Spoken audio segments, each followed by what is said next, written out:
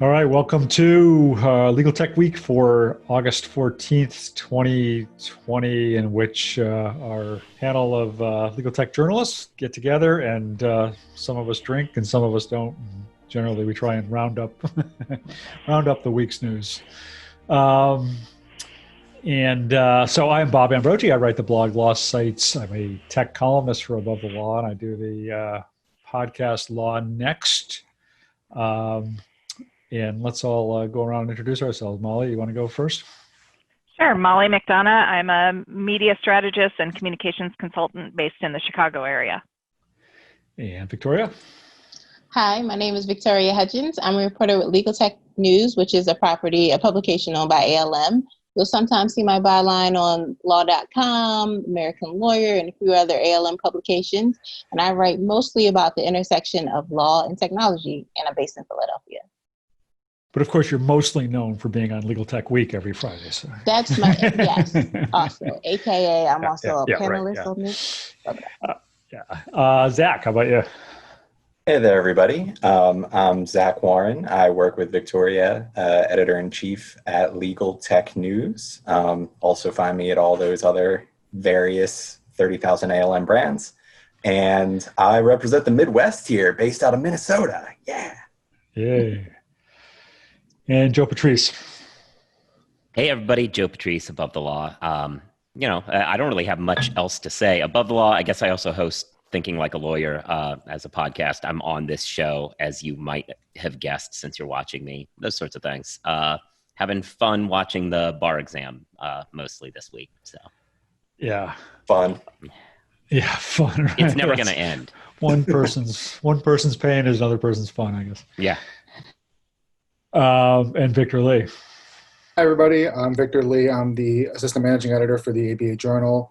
I manage the Business of Law section, which covers business of law and technology.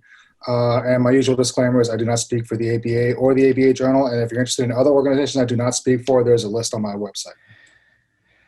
So I can't ask you. Last night, my wife asked me the question of why isn't the ABA solving the access to justice problem? You can't answer that, I guess, right? Why does it have to be Utah? Well, no, that's the question. Why Utah? It's a complicated issue, and there's a lot of different moving parts, a lot of different, the ABA is not a monolithic organization. There's a lot of different types of lawyers, a lot of different types of people in it, and it's not, what some people, some people might think is a way to solve it might not be how other people solve it. And like any bureaucracy, there's always a process that we have to go through, and we have to respect. And it's not something that we can just be like, okay, go do it. Yeah, no. So I have thoughts. I know, I'm sure you do. I won't get into too many of them, but as my most recent gig with the ABA was as editor and publisher, and I was there for a very long time. And like Victor said, that it's a complicated issue. It's also a complicated topic, and I think the ABA has been very good at working on one aspect, which is pro bono and volunteerism, and really working that into model rules and part of the ethics and responsibility of lawyers, and have that be part of the culture of lawyering. But what Bob wrote about this week, we can't volunteer our way out of the access to justice gap, was one of the comments, and it's going to take a much broader solution from all across, from the courts, the public policy, and the bar, working in concert or separately on different parts of it to really improve the issue, the problem. Yeah, and I didn't mean to pick on the ABA really, although I've been critical of the ABA at times as well. But the ABA is a monolithic organization. There's a lot going on within the ABA to push this issue forward. I was probably most overtly critical back when they came out with their report on the future of the legal profession or whatever it was a couple of years ago, where the report was full of these amazing findings about the need for alternative forms of delivering legal services, the need for redefining, the alternative what constitutes the practice of law, just all this great stuff. And then when it came down to actually making recommendations, I did feel like they kind of wimped out on that, and they could have done so much more. So, but speaking of that, I'll exercise a moderator prerogative and go with the story I wrote about this week, because I really do think this is, I think this is just huge, and that's the story of the fact that the Utah Supreme Court this week approved what it had proposed a few months ago, which is, it's not an understatement to say it's a sweeping set of regulatory changes in that state, beginning with the creation of this so-called regulatory sandbox, which will go for at least 2 years now. They set it up for 2 years. I was on a panel just this morning with Justice Dina Simonis from Utah, and he said could be longer than 2 years. Maybe 2 years isn't long enough to really test this out, but we'll start there. Where essentially they will be setting up this sort of mirror regulatory body, not the normal lawyer regulatory body, but a body to regulate and approve alternative legal service providers. And they don't have to be lawyers. They could be, they could be social workers. They could be social workers and lawyers teaming together. They could be tech companies. They could be tech products. The possibilities are really endless, and they're going to really focus on, collecting metrics, seeing what works, seeing what doesn't work, and seeing if it has an impact on access to justice in the state. They also, at the same time, approved a number of changes to the rules of professional conduct that are corollary to that, like, basically,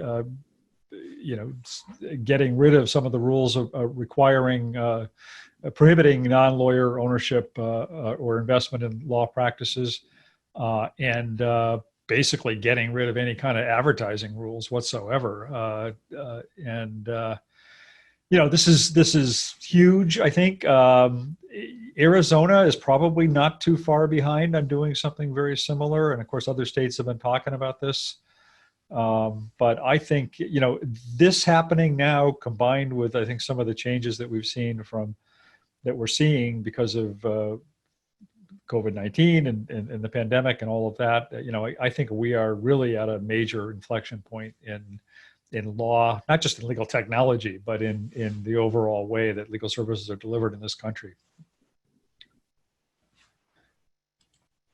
Yeah, go ahead. No, you beat me. I didn't have too much to add other than just, it seems like forever ago that we were talking about this as the big story of 2020, and then COVID happened, and then everything happened. But the fact that this is gaining traction, I think it's huge. There are so many different aspects to pick out of what you're just talking about there, Bob. But I think the parallel body is going to be one of the most interesting ones for me. What exactly that consists of, how innovative and really pushing the envelope they want to be, who it consists of. That you might have more information than I do, especially if you just talk to Monis today, but just seeing practically these details play out, it'd be a lot of speculation for me right now, but I'm just very interested to see how it would happen. Yeah. We didn't get any more details today, really. He didn't say anything today much that you wouldn't have already heard.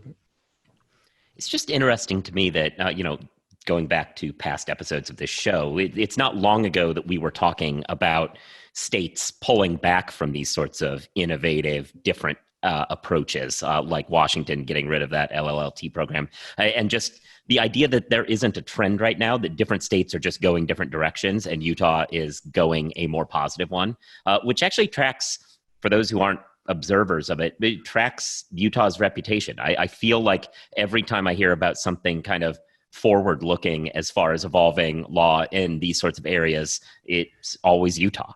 So they deserve some credit for that sort of thing. Yeah. If Utah were a publicly traded company, I'd buy stock in it right now. Yeah. Well, I think the interesting thing about, because Joe mentioned the Triple LT program in Washington, and my reporter covering this, Lyle, has been very good about keeping up on this kind of stuff. The devil's kind of in the details with these kind of things, but also it'll see, where we are now might not be where we are in 2, 3, 4 years. Because with the Triple LT program, what he found was that as judges started leaving the Washington Supreme Court, like ones that were supportive of the program, new judges came on that were more suspicious of the program, or didn't see the point of it, or they were more protectionist. So will that happen in Utah? I mean, I don't know. I mean, maybe it will, maybe it won't, maybe it won't matter.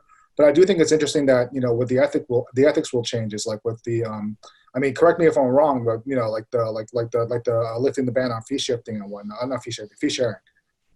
That's going to stay, you know, that's going to be part of the code even after the 2-year regulatory sandbox is up. So, you know, they're going to have that regulation on the books at least until, you know, they decide that they want to get rid of it and change it again. So that's a big thing. I mean, because that was one of the third rails for the longest time. It's like, oh, if we share fees, you know, with non-lawyers, and that's the end of the profession, because these people are going to come in with their unscrupulous ways and blah blah blah blah blah. You know, a couple points there from Joe and Victor.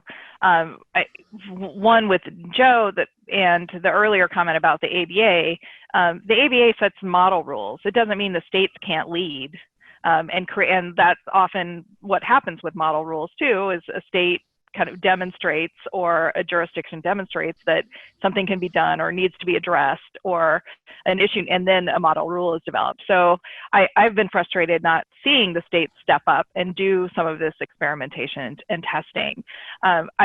So I'm very excited about Utah. I've seen some of the hedging because of Washington, especially on Twitter, some discussions. But the Utah approach is much more sweeping and much more open. The Washington Triple LT program was so narrow in focus and so limited, and there was no effort really to, the time that once folks started to recommend expanding it, that's when they just shut it down instead. So instead of improving it and morphing it into something that works, they just shut it down. So I'm more hopeful with this approach, this kind of more open concept, this more transparent approach from Utah, that we'll see innovation and development that can be replicated elsewhere. I think that part of what burdened the Triple LT program in Washington was that they tried to harness it with the same sort of complex regulatory structure that exists for the legal profession onto the Triple LTs. And that was really a way to appease lawyer opposition to the program. I mean, that's really the only reason they did. I mean, obviously you have to have consumer protections built in, but the interesting thing about the two-entity structure in Utah is you can have an entirely different kind of a regulatory body with different goals and different aims. There was a woman on our panel today this was an Association of Professional Responsibilities lawyer panel I was on from the UK, who was talking about the fact that for some of these things, you just really need to completely deregulate or completely think differently about what regulation means for them if they're going to work. And I think that's something that lawyers in the United States are having a lot of trouble letting go of or getting their arms around. Also, I think the Triple LT program got hamstrung in the sense that, anytime you start up a new program with all that training and all those regulations, it's going to cost money, and it might not. You might not see a return on it until for several years. But then it's a convenient excuse for people when they say, "Oh, well, this program costs so much money, and we're not seeing any return on it, so therefore we have to get rid of it." It's like, well, but you're gonna be running in the red probably for the first few years, but that becomes like a way to kind of press the off switch if you need it. Yeah. And I forget whether I mentioned this, but for any of you who are in the audience who are new to watching this, we welcome you to engage with us in the chat, throw us any questions you have, and we're happy to take them on as we talk about these things. Did we lose Victoria? Or? Victoria, your picture went away. Here. I don't know. Okay. Oh, I'm here. There you are. I just had to respond to something very quick, but I am here. Yeah. So What should we talk about next? I mean, Zach, there was a kind of a big, sort of industry acquisition news this week. Sure. There were a few M&A deals this week that I thought were interesting. Thomson Reuters buying Case Lines is one. That's more UK centric, and Caroline's not here this week, so I'll pass on that one for now. There was NK and ZebraWorks, which I thought was interesting as a merger, but the one that was really sticking out to me was Reveal and NexLP. Reveal is an e-discovery company, especially when I talked with them, that has big plans. And I think the CEO, Wendell Gisa, would kind of admit that himself. Part of those big plans this week was bringing on NexLP. NexLP is an artificial intelligence company. They partner with pretty much most other e-discovery companies to license out their software at this point. But now they're coming in as a Reveal shop. The goal, at least both sides told me, is to kind of further integrate the products. And now that they're working for a common goal, be able to pretty much have AI all parts of the process and try and integrate it, not have it as a separate one-off. So I know Reveal is hoping that this really kind of propels them to the next level as one of the top players in e-discovery. And people basically, he said, if you give us a try, we think we have something to prove here. It'll bear itself out. We'll see if it happens, but I found the shoot for the moon very interesting. Yeah, that is interesting. Do you think the scorecard, I guess, is changing a little bit in terms of the lineup of who are the top players right now? I mean, we're about we're coming up soon on Relativity Fest. I think Relativity probably continues to be the big kahuna in this space. But are the prominent players changing? At least the sense I get. I mean, just looking at funding figures, if nothing else. So many of these companies, including Reveal, have gotten at least 8 figures, sometimes coming up. I think Xtero got more than 9 figures in funding. And just that alone means your capabilities, not only for R&D, but for M&A, just skyrocket. So while I think Relativity still has the most usage, there's definitely some firepower behind everybody else where I think they at least have the sight of to get to that level. It's in their crosshairs, I should say. Yeah. Anybody have thoughts on that or comments on that? We've been talking about e-discovery for so long, and it's still. I mean, it's still such an interesting industry, and it's a part of the industry, and there's still so much going on. But it's Zach, have you noticed any? I mean, any companies? I mean, you talked about how, it seems like these guys want to shoot for the moon. Have you noticed any other companies kind of taking that attitude as well? Besides these guys? Yeah, definitely. I mean, about a week or two ago, Haystack ID was another one that had some M&A. Disco has been well documented just with all of their funding and advertising everywhere and trying to pick up corporate clients in particular. I mean, that's where I think a lot of this is moving, honestly, is a lot of e-discovery starting to be insourced and staying within corporate legal departments.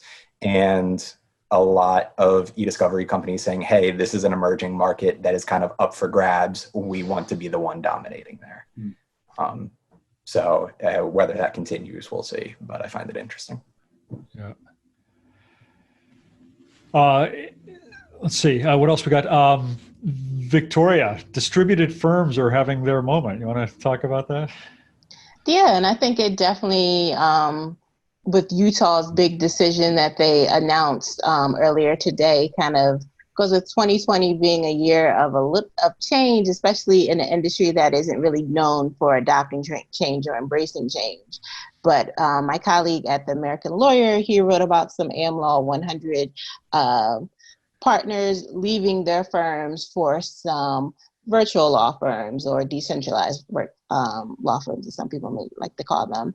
And he said one of the reasons is is mainly because of the pay, and he mentioned one of the virtual law firms, Fisher Broyles.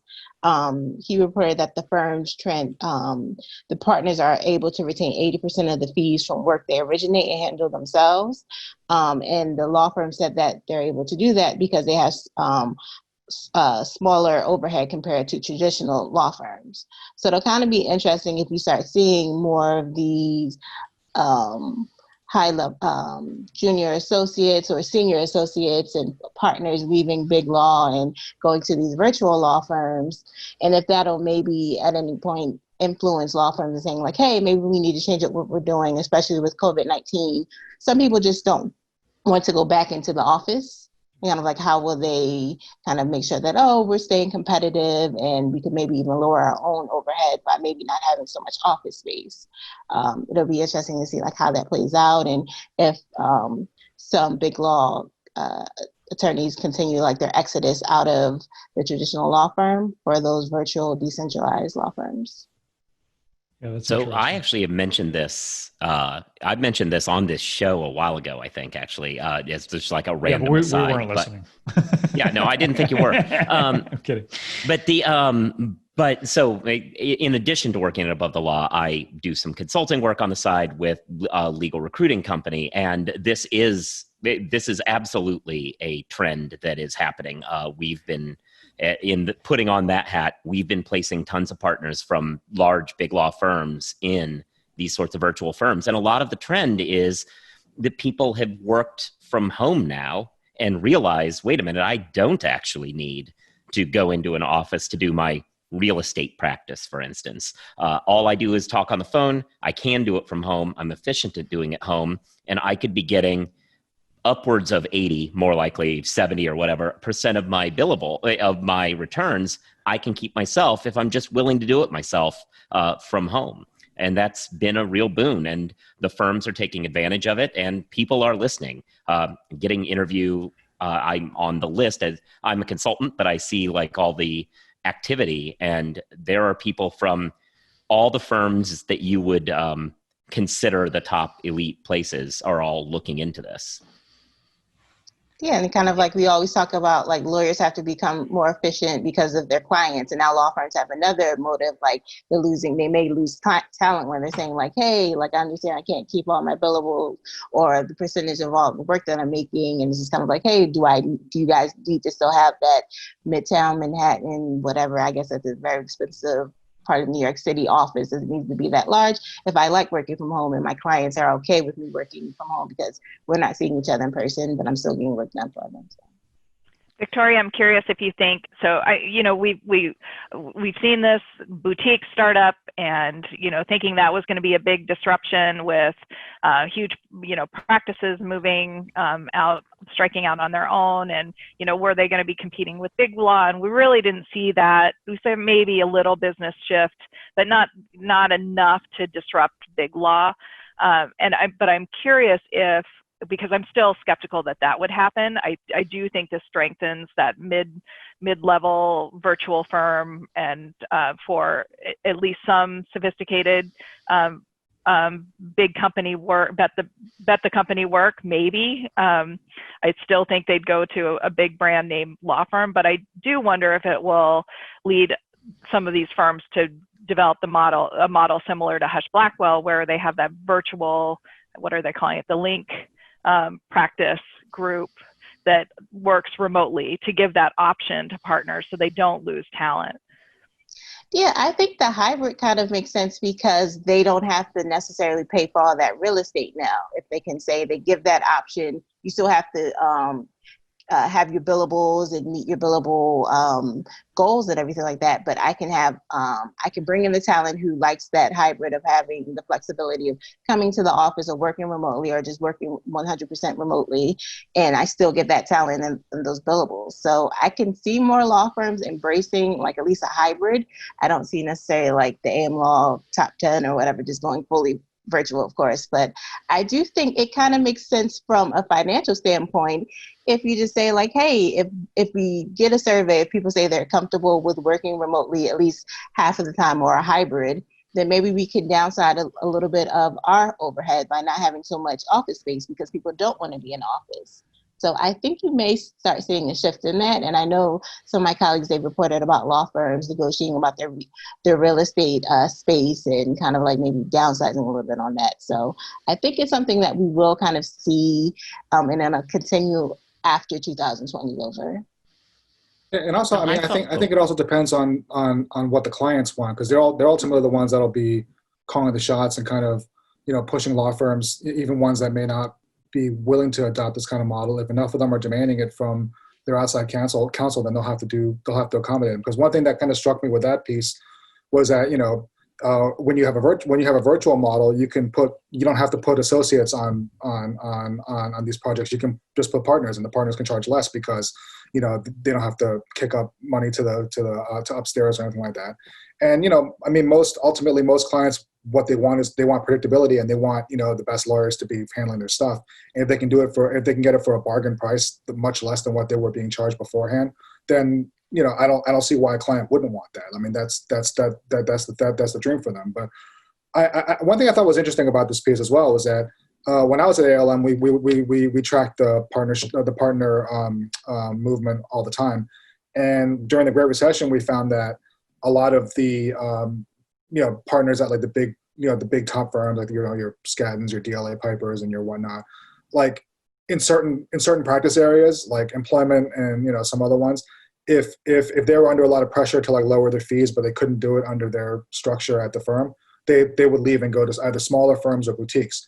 So now if you have a virtual model, then that sets up an interesting kind of alternative for them, that they don't have to stay in that traditional kind of mold of either going to like a second 100 firm or regional powerhouse or starting their own boutique or whatnot. They can go to a big virtual firm, and they can still kind of have the structure that they're used to, while still being able to kind of set their fees and do what they want to do. It feels like, oh, sorry. I was just going to say that one thing that Molly said about the boutiques and whether or not they were going to disrupt things, it strikes me that there are two vectors, two axes of disruption. And I think the boutiques did disrupt, but not Biglaw. It disrupted the regional powerhouse mid-sized firm. As GCs started going, I can't not give this job to Skadden because I want to protect myself if it goes wrong. But then all the other work, they're like, why would I give this to AmLaw 170 when I can give this to a boutique? And then this idea, I think, is a axis of practice area. You're probably not going to a virtual firm for bet the company litigation, but discrete real estate deals, like all these practice areas that can be more discrete, are more likely to do well in a virtual format where associate workload is not as big a deal, where it is one and done sort of a thing. So it's going to disrupt along that vector, bringing up the question, maybe a law firm that has an imprint that is virtual is a way of holding on to that, because otherwise certain whole practice areas could move and be outside the big firm umbrella. I think of T&E as the biggest one. Like, a lot of big law firms don't understand why they still have T&E practices. If that becomes a new offshoot into this virtual world, that would make some sense. Yeah, and one thing I'm struggling with around all this is why the traditional firms would ever go back to the office. I think it seems that all firms are going to be struggling with being virtual to some degree or another going forward. I don't think we're ever going to go back to the norm. And it certainly, we keep saying, oh, well, people are saying, well, by the fall, people will be going back to their office. And now fall is coming soon. And people are saying, well, by January, they'll probably be going back to the office. I don't know. I don't know when it's going to happen. And it seems that if instead of people, losing people to these virtual firms, the more established firms need to be reconfiguring their models to a virtual world. And that may stem this very tide that we're talking about right now, or this flow that we're talking about right now. I think it depends on how much lawyers. Oh, yeah. Well, my practical question is, I keep thinking about what it's like to be a real estate lawyer or agent right now. Yeah. For commercial real estate. Right. What most of these deals for these larger spaces are years in advance. So what you have this space, you've got to use it, or what? You're not. It's like the one argument to go back to the office is we got this space, you might as well use it. Well, right. Well, so then what do you do? I mean, you can renegotiate. I mean, I agree with you on a certain level, although I keep hearing that firms are going back full steam as usual, business as usual. And I'm kind of stunned to hear it. I think it depends on how much lawyers like the people that they live with. I think that plays a bigger role in this than any of you are giving credit for. No, I think it's interesting, though. I feel like at some point you're going to have some pushback from the traditional firms. My colleagues over at Legal Week in the UK reported Freshfields this week. They're moving into a new London office, and they put out this policy that said, hey, you can work virtually, that's fine. But if you do, you're not going to have an office to go back to. We're downsizing. We need to use all of our space. And my colleague over in the UK quoted some people saying, oh, hold up now. That's not exactly what we wanted. We like our physical space. We want the option. So it may be that in the future, they adopt that sort of model, but lawyers can't necessarily have their cake and eat it too. They might have to pick one or the other. Right. Yeah. And Courtney Trotman points out that in South Carolina, they never closed, which I'm a little surprised at. But I mean, the firms never closed here. They never stopped practicing, but nobody's going into an office in Massachusetts. I don't know too many places where they're going into offices. That was my question for Courtney. Yeah. What did, just because they didn't close and legal services was considered essential services, which it was in a lot of states, did they actually go? They didn't hear, even though legal is an essential service. Yeah. All right. Let's see. What else do we have here? Joe, did you want to talk about your take on the Wall Street Journal's take on lawyer bots? So the Wall Street Journal irritates me as a general matter. But in this case, the Wall Street Journal irritated me. They put out an article this week about do you trust robot lawyers? And I think a lot of us, this is a niche enough broadcast that everybody here has heard the robot lawyer scare stuff and isn't very frightened by it. But what bothers me about it is this is the mainstream media, and they're talking to the mainstream audience about how, oh, would you trust a robot lawyer to do whatever? And my issue is, it depends, which is the classic lawyer answer, right? That's what we all are told is the answer to every question. It depends. But I think that really doesn't come through in this article, and that's what really bothered me about it, which is, no, I wouldn't necessarily trust robots to do back to the example of the bet the company antitrust litigation. But that's not what I'm asking a robot to do. I'm asking robots to do different stuff that I would absolutely trust them to do. Whether it's something like Do Not Pay, where the robot is actually replacing your traffic court lawyer, basically, or a lot of the other examples that exist. That's the really sad thing, is I actually thought it was a really good piece as far as laying out the groundwork of what's out there. But its headline and angle were much more scary. But yeah, there's lots of places where artificial intelligence, not as magic beans, but as just a tool, has a huge impact, value to the profession. And so long as scaring people about it and treating it as though it can do these things that it can't, like replace lawyers, it hinders the adoption of the technology for tasks that it can do. Yeah, it was a little bit of an alarmist. The writing, more than a headline, the piece was, the way it was written even was a little alarmist. The Do Not Pay is not doing bet the company litigation, that's for sure. It still surprises me, and I haven't been covering legal tech for over 2 years, but it still surprises me when I hear legal professionals are scared about legal tech and taking their jobs. And listened to a University of Pennsylvania Law School webinar they had earlier this week, and they had a state judge from Michigan, and she said her colleagues, her fellow judges in Michigan, they were a little bit worried about implementing some type of legal tech because they thought that may take away from their job or take away from their caseload. And it's just like, wow, there really is fear. And I've heard that before, even in the UK, some of the, I guess, like solo practitioners over there, they're a little bit worried about some legal tech software being implemented over there because they think that can take away from their work. And it's just, it does kind of feed into that, but I do think there is like a genuine fear, at least from legal professionals and lawyers, that sometimes legal tech can maybe overstep and take away from their work and perhaps replace them. And it's still surprising for me to hear that from legal professionals.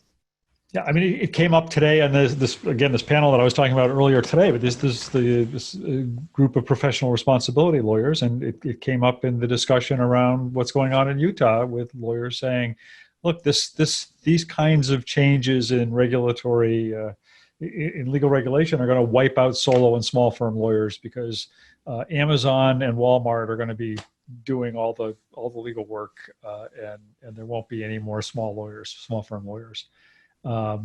Which is again just a complete misunderstanding of both of the nature of the access to justice gap in this country, and of the nature of the solutions that can be developed under a program like this.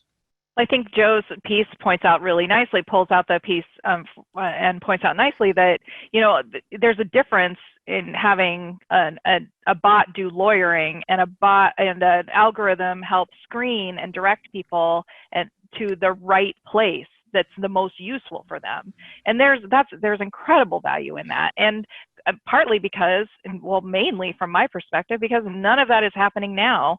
And so much of the public is missing out on proper access to the judiciary and the justice system. And there's no reason that the courts at a basic level or libraries or anywhere that has a public portal, access to a portal, shouldn't be able to give this access to people, to have these abilities to screen, to find the right documents, to get tutorials on how to file, at least some of this transactional work at a minimum, let alone law firms and others using this as a way to triage or route cases to the right lawyers, to the right team, and get better solutions for their clients.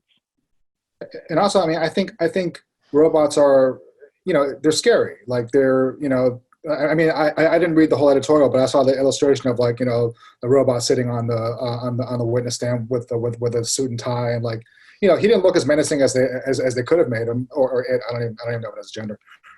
They could, but because to kind of illustrate this point a little bit. I remember one time, I think I was at a lecture at Tech Show, and Ed Walters was taking all the journalists to task for making robots so scary because they always draw like, these Terminators or like these, cyborgs with like, the exposed exoskeletons and whatnot. Absolutely. Practicing law, and it scares people. And I think I think the article he was pointing at was actually one of mine at the time. And I'm like, hey, I didn't draw it. I can't draw. I can't draw anything. But they're a convenient target, and there's something that people don't fully understand. People get like either because they watch too many movies or they watch too much TV or whatnot.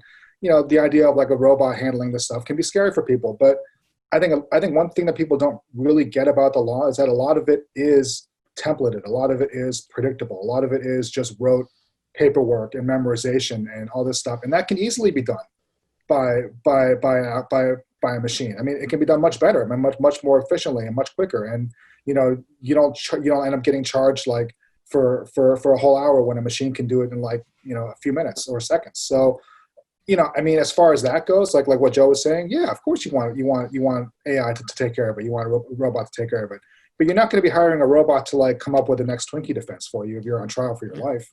You're not going to do that. Yeah. To Molly's point about access to justice. Now I will jump from that to Victor's point about like you wouldn't pay the full hour. People don't talk about how these robots might increase the amount of work that happens, in that I think there are a lot of people with legal needs who say, I can't afford a lawyer. And maybe it's because they don't have a case, or maybe they do. But if they can go somewhere for relatively free, type it in and find out whether they do, that will make more work. There are people who will type into this, this thing happened to me, ask some more questions, probe some more, ding, ding, ding. This actually is a case. Go ahead and call a lawyer. They'll take it on contingency. Like whatever it is, like this could lead to more people who would otherwise never begin to engage the legal system, engaging the legal system. And, I think the other point, the other point that needs to be made is that a lot of these, and I think we've talked about this before, but a lot of these bots that are being developed are being developed to do things that lawyers would never be doing in the first place. We're not talking about bots substituting or standing in for lawyers. I mean, the do not pay is a great example of that. Very few people are going to go hire a lawyer over a parking ticket or something like that because it isn't cost effective. I was just writing, as a matter of fact, this just reminded me that I forgot to post it. I just posted a post as we've been talking here about this competition that was just done among law students to develop some bots around access to justice. And like one of them is a DOT complaint generator for people who've had to allow people to apply for flight refunds for flights that were canceled due to COVID-19. I mean, no lawyer, I mean, that's a legal problem maybe, or justice problem maybe. I mean, how you define the justice gap is kind of goes a lot into how you think about this, but there are a ton of problems out there that are arguably legal problems, but that you would never go to a lawyer for. Yeah, I call those particular programs Karen bots because that's what they do, right? They like reach out to people and complain to the manager. That's not really a legal thing, but it is still a get what you want thing. Yeah.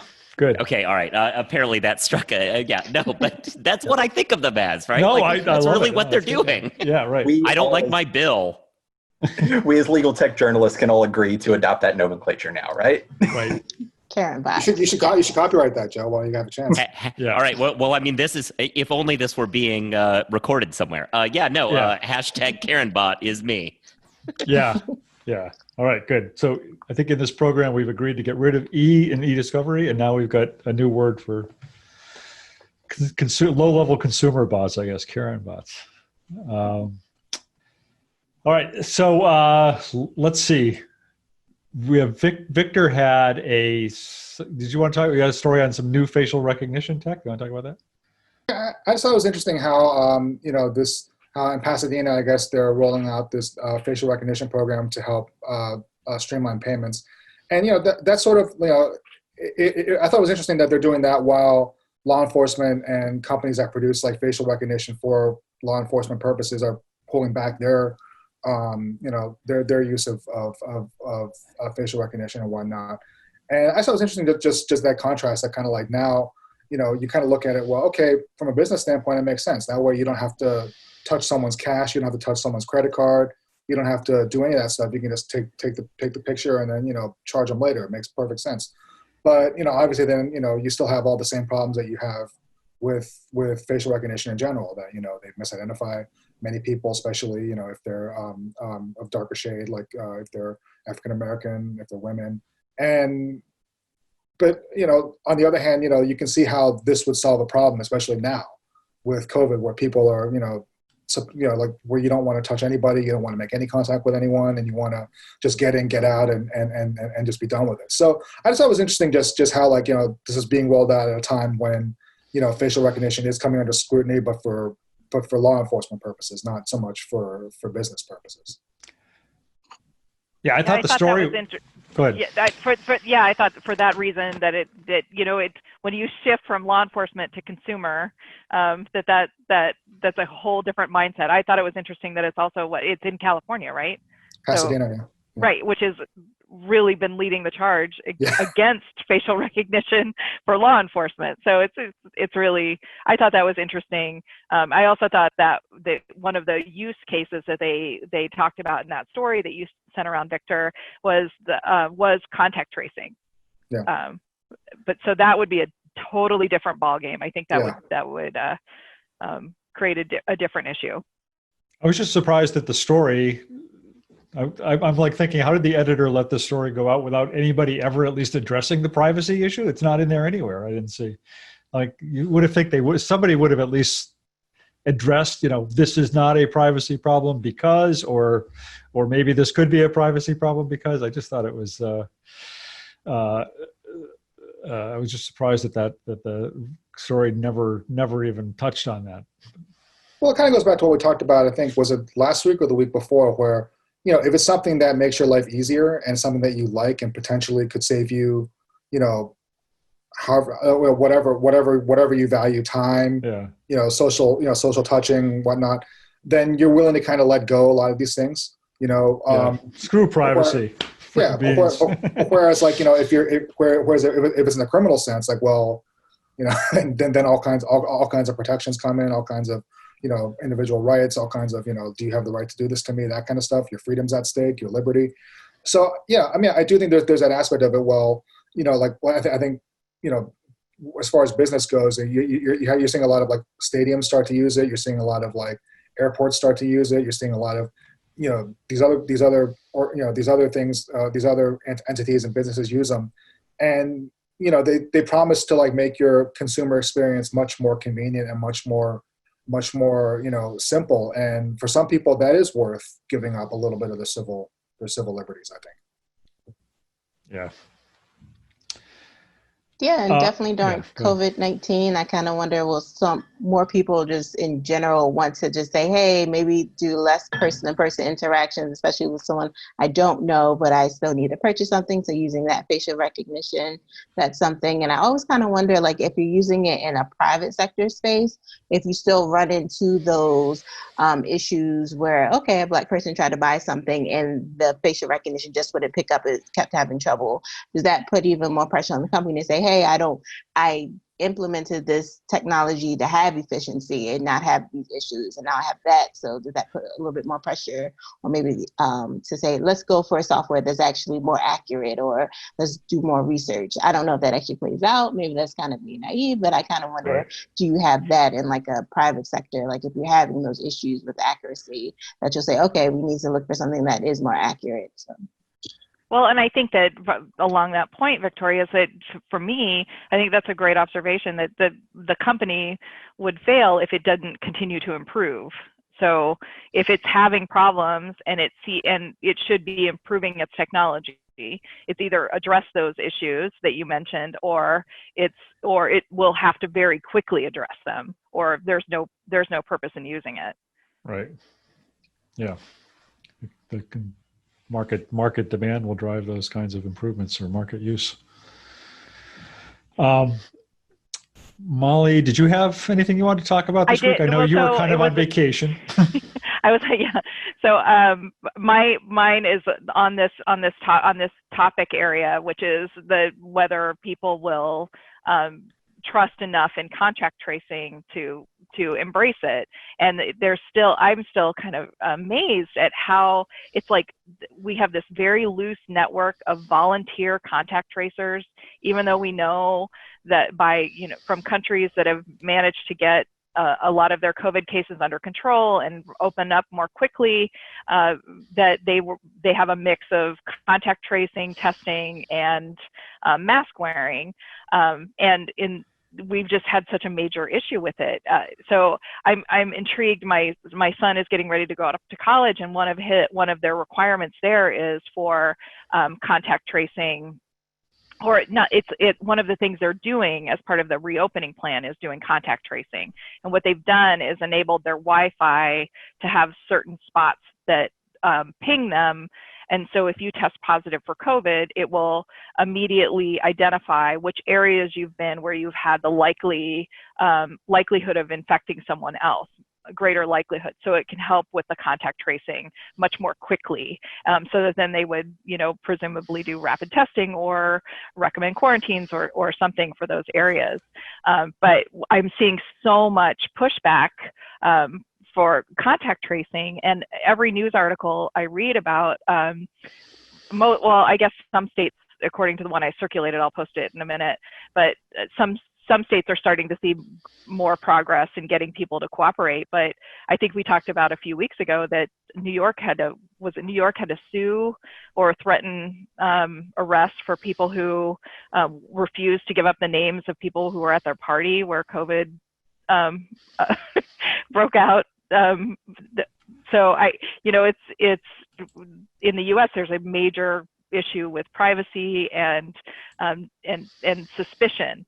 Conspiracy theories, the contact tracers are being abused on the phone by people who don't want to give up their information or tell about their friends, and they feel like they're being they're part of some kind of vast conspiracy.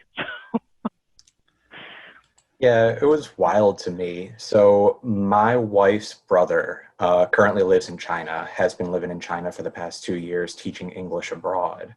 And obviously, when this first broke out, he was quarantined.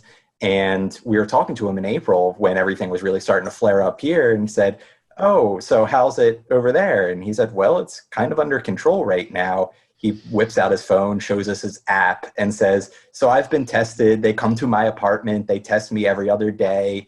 And every time I test negative, they upload it to my phone. And I'm allowed to go outside now and just show this app. And it lets me buy whatever I want. I'm good." So I'm like, "Oh, that's crazy. I wonder if something like that will get rolled out in the US." But then, yeah, after thinking about it for about 30 more seconds, no, something like that will never be rolled out in the US because people would just have too much trust issues about what exactly the government is doing with that data, some of which are probably well-founded, some of which maybe not. Also, just people not wanting to abide by that sort of rule. It's an interesting question. I forget who said it earlier with the last topic of values, just who values what and what takes precedence within a society. It'd be interesting to see something like that be rolled out here, but just it never would catch on a uniform scale. Yeah, I mean, one of my guilty pleasures is watching, since Joe mentioned it, watching Karen videos on Instagram, and it's just every other video is just like a woman or man going into like a Walmart or a store and just being accosted by security because they refuse to wear masks. And I never realized how many people in this country suffered from like debilitating asthma or some form of some mysterious illness that makes it so they can't wear masks. But yeah, I mean, I guess it's one thing for a college or a university to kind of condition your attendance on taking part in contact tracing, because obviously if you want to go there, then you have to play by their rules and whatnot. But to do it on like such a wide scale with everybody in this country and just the mindset that we have, I just feel like that would be that would lead to very bad things. Well, it's not just people in Walmart. I mean, here's another headline from Above the Law this week. Judge reportedly refuses to wear mask, orders lawyers to remove theirs as well. So, yeah, it's unbelievable. And we talk about that in this week's Thinking Like a Lawyer, which will come out on Tuesday. But we talk about that story. And we also, yeah, exactly. And then we also have there was the woman who was a lawyer who showed up at court with COVID. Well, she did not have COVID. She tested negative, but she'd been living with somebody with COVID, and she'd been told by the court, "Don't show up." And then she did. And, then they had that issue. And it's a breakdown in a lot of different jurisdictions. Yep. Yeah. So with that, so Victor, we're also seeing, I can't remember which reporter, somebody just set out a call for sources that I saw on Twitter. So I'm sure we'll see this, but a lot of the restaurants here, I don't know in your areas if they're doing it, but they're requiring a phone number if you sit in their restaurant or in one of their spaces, and it's for them to do contact tracing.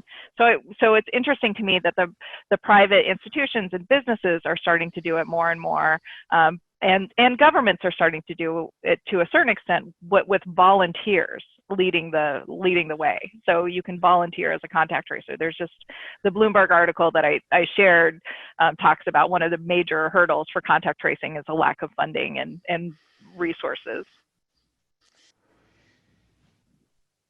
All right. Well, I think that brings us to a close. Anything else anybody want to raise before we wrap up? I forgot to mention that two of our regulars are off on vacation this week, but Nikki Black wasn't here this week and Caroline Hill wasn't here this week. They're both off on staycations or some kind of close by vacations. I would like to think that our viewers recognize that just from the pictures. Well, but we have some new viewers this week, so I guess that's fair. That's fair. For those who are not regular consumers of our show here, we hope they'll come back next week, and that's so I want to tantalize them with the fact that there will be even more talking heads next week. Indeed. Yes, and we will be back next week, same time, same place. And if you've registered for this, then you're good for next week. You don't have to re-register. You'll get a reminder about a day before. And we hope to see you back next week. And as for all of you guys, thanks a lot again, and hope you all have a good weekend. Thank you. Have a nice Thank you all. weekend, guys. Bye, everybody.